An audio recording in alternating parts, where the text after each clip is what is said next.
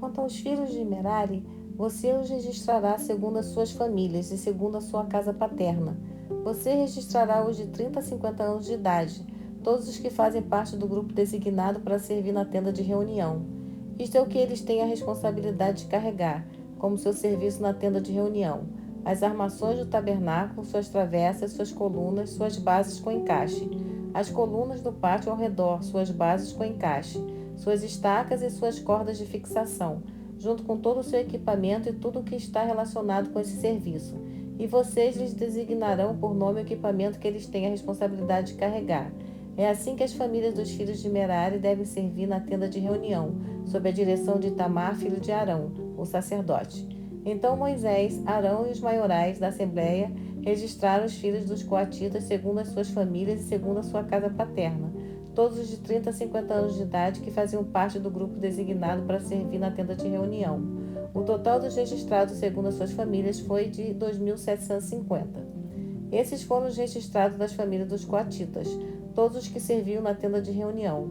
Moisés e Arão os registraram segundo a ordem de Jeová dada por meio de Moisés. Os filhos de Gerson foram registrados segundo as suas famílias e segundo a sua casa paterna, todos os de 30 a 50 anos de idade que faziam parte do grupo designado para servir na tenda de reunião.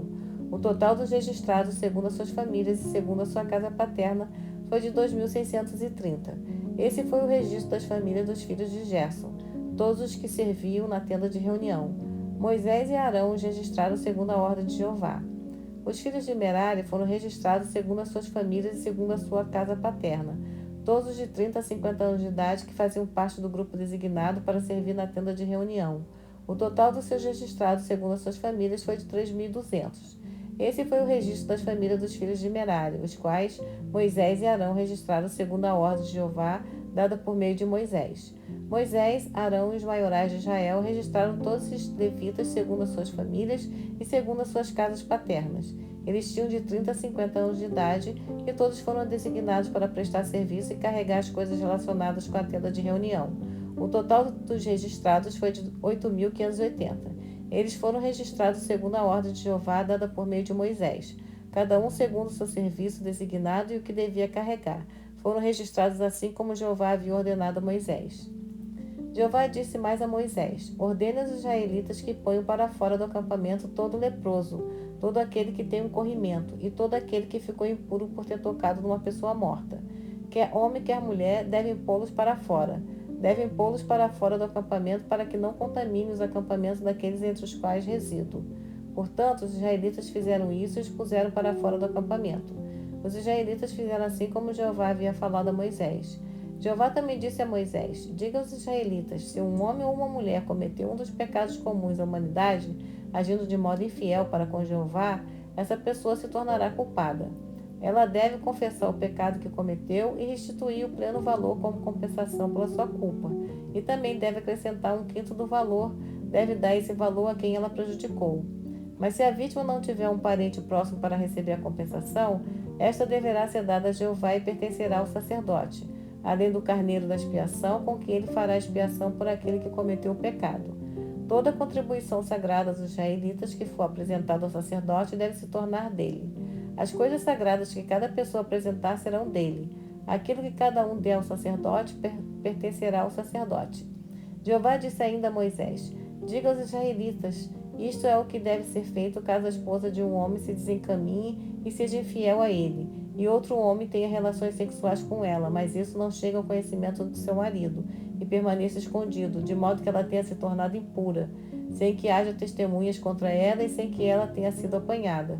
Se o marido ficar com ciúme e suspeitar da fidelidade da sua esposa, e ela realmente se tiver tornado impura, ou se ele ficar com ciúme e suspeitar da fidelidade da sua esposa sem que ela tenha se tornado impura, o homem deve levar sua esposa ao sacerdote junto com uma oferta por ela, 1/10 de um efa de farinha de cevada. Ele não deve derramar azeite sobre a oferta nem pôr olíbano sobre ela, porque é uma oferta de cereais referente ao ciúme, uma oferta de cereais que faz lembrar a culpa. O sacerdote trará a mulher para a frente e a fará ficar perante Jeová. O sacerdote pegará água santa num recipiente de barro e pegará um pouco do pó do chão do tabernáculo e o porá na água. E o sacerdote fará a mulher ficar perante Jeová soltará o cabelo da mulher e porá nas mãos dela a oferta de cereais que serve de recordação, isto é, a oferta de cereais referente ao ciúme, e o sacerdote terá na sua mão a água amarga que traz maldição. O sacerdote fará então a mulher jurar, dizendo-lhe: se nenhum outro homem teve relações sexuais com você enquanto estava sujeita à autoridade do seu marido, e você não se desencaminhou nem se tornou impura, que você fique livre do efeito desta água amarga que traz maldição. Mas se você tivesse desencaminhado enquanto estava sujeita à autoridade do seu marido, tornando-se impura, e tiver tido relações sexuais com outro homem, além do seu marido, então o sacerdote fará a mulher pronunciar um juramento que inclua uma maldição, e o sacerdote dirá à mulher: que Jeová faça de você um exemplo a ser citado em maldições e em juramentos entre seu povo, por Jeová fazer a sua coxa cair e a sua barriga inchar. Esta água que traz maldição entrará nos seus intestinos para fazer a sua barriga inchar e a sua coxa cair. E a mulher deve dizer amém, amém. Então o sacerdote deve escrever essas maldições no livro e as apagar na água amarga. E ele fará a mulher beber a água amarga que traz maldição. E a água que traz maldição entrará nela e resultará em amargura. E o sacerdote deve pegar da mão da mulher e a oferta de cereais referente ao ciúme, e mover a oferta de cereais para frente e para trás perante Jeová, e ele levará a oferta para o altar. O sacerdote pegará um punhado da oferta de cereais como representação da oferta inteira e o fará fumegar no altar. Depois fará a mulher beber a água. Quando ele a fizer beber a água, se ela tiver se tornado impura e tiver cometido um ato de infidelidade contra o seu marido, a água que traz maldição entrará nela e se tornará algo amargo, e a sua barriga inchará e a sua coxa cairá, e a mulher se tornará um exemplo de maldição entre o seu povo. No entanto, se a mulher não tiver se tornado impura, mas estiver pura, ela ficará livre dessa punição e poderá conceber e produzir descendentes. Essa é a lei a respeito do ciúme, caso uma mulher se desencaminhe e se torne impura enquanto estiver sujeita à autoridade do seu marido. Ou caso um homem fique com ciúme e suspeite que sua esposa tenha sido infiel. Ele deve fazer sua esposa ficar perante Jeová, e o sacerdote terá de cumprir toda essa lei no caso dela. O homem ficará livre de culpa, mas sua esposa responderá pela sua culpa. Jeová falou mais a Moisés: diga aos israelitas: se um homem ou uma mulher fizer um voto especial de viver como nazireu para Jeová, deve se manter afastado de vinho e de outras bebidas alcoólicas. Não deve beber vinagre de vinho, nem vinagre de nada alcoólico. Não deve tomar nenhuma bebida feita de uva, nem comer uvas, quer frescas, quer secas. Não deve comer nenhum produto da videira, desde as uvas verdes até as cascas, durante todos os dias do seu nazireado. Não se deve passar navalha na sua cabeça durante todos os dias do voto do seu nazireado. Ele deve permanecer santo, deixando o cabelo crescer até terminar os dias em que estiver separado para Jeová. Não deve se aproximar de uma pessoa morta durante todos os dias em que se mantiver separado para Jeová. Mesmo que seu pai, sua mãe, seu irmão ou sua irmã morram, ele não pode se tornar impuro, porque tem na cabeça o sinal do seu nazireado ao seu Deus. Ele será santo para Jeová durante todos os dias do seu nazireado. Mas se alguém morrer de repente ao seu lado e ele tornar impuro o seu cabelo, que simboliza sua separação para Deus, ele terá de raspar a cabeça no dia da sua purificação. Deve raspá-la no 7º dia.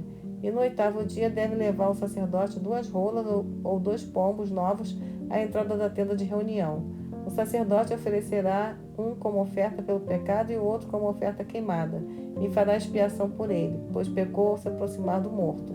Então o nazireu santificará a sua cabeça naquele dia, e ele se separará novamente para Jeová para recomeçar os dias do seu nazireado, e trará um carneirinho no 1º ano de vida, como oferta pela culpa.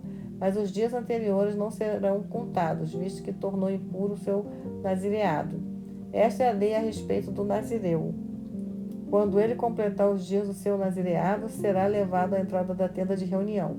Lá ele apresentará sua oferta a Jeová, um carneirinho sadio no 1º ano de vida como oferta queimada, uma cordeira sadia no 1º ano de vida como oferta pelo pecado, um carneiro sadio como sacrifício de participação em comum, um cesto de pães em forma de anel sem fermento, feitos com farinha fina misturada com azeite, pães achatados sem fermento, untados com azeite, e as correspondentes ofertas de cereais e de bebida.